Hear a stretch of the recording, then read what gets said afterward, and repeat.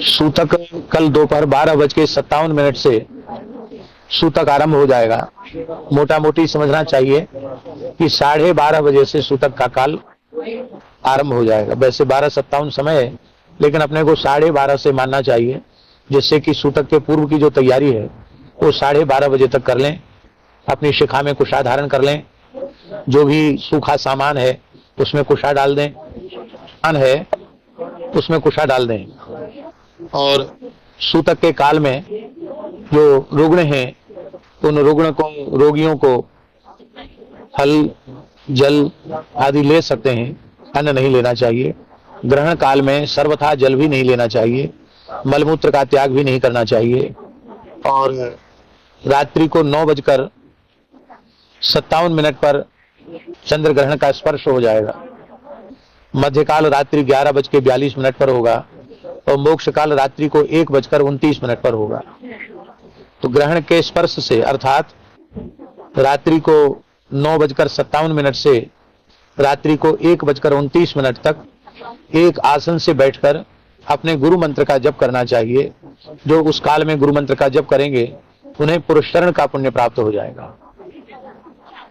जिस किसी भी मंत्र का जप किया जाता है उसका पुरस्करण हो जाता है। तो यह ग्रहण का काल अत्यंत पवित्र काल है। इसमें शयन नहीं करना चाहिए, भोजन नहीं करना चाहिए, स्त्री का स्पर्श नहीं करना चाहिए सकाम भाव से। स्त्री हो पुरुष हो सबको सावधान होकर के साधन करना चाहिए, क्योंकि ग्रहण काल का पुण्य अक्षय होता है। सर्वम गंगा समम तोयम सर्वे व्यास समाद्विजा। सारा जल गंगा जल के तुल्य हो जाता है और सभी ब्राह्मण वेद व्यास के तुल्य होते हैं। इसलिए स्पर्श के काल में पूरा सिर से स्नान करना और मोक्ष के काल में सिर से स्नान करना आवश्यक हो तो मध्य में भी स्नान किया जा सकता है। बहुत से लोग तो जल में ही बैठ करके पूरा जप करते रहते हैं, लेकिन जिसके शरीर की जैसी सामर्थ्य हो, स्पर्श काल में एक बार स्नान और मोक्ष काल में स्नान। मोक्ष काल के बाद फिर लगभग 1:29 पर मोक्ष काल है, तो स्नान करते करते 2-2:30 बज जाएगा। फिर ब्रह्मवेला आ जाएगी, तो अपना नित्य नियम शुरू कर दें और नित्य नियम के बाद फिर ठाकुर जी की सेवा पूजा सवेरे 4-5 बजे ठाकुर जी की सेवा पूजा शुरू कर दें। शयन नहीं करना चाहिए। उत्तम पक्ष यही है कि ग्रहण के मोक्ष स्नान के बाद शयन नहीं करना चाहिए। शयन करेंगे तो फिर दूसरे दिन चढ़े तक सोएंगे तो किया कराया सब गुड़ गोबर हो जाएगा। इसलिए फिर रात्रि को शयन नहीं करना चाहिए।